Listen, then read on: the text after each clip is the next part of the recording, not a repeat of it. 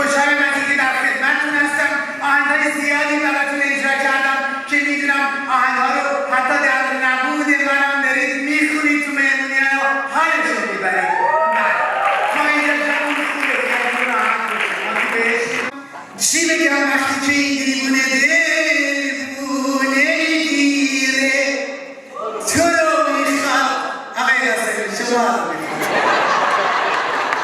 من اینقدر خوشحالم از اینکه شما رو میبینم، حالا اگرچه هستش در اون دنیاست، ولی خب چی بگم وقتی که این دیوونه دلبونه میگیره تو رو میخواد تو رو میخواد تو رو میخواد شما رو میخواد اصلا همه رو میخواد.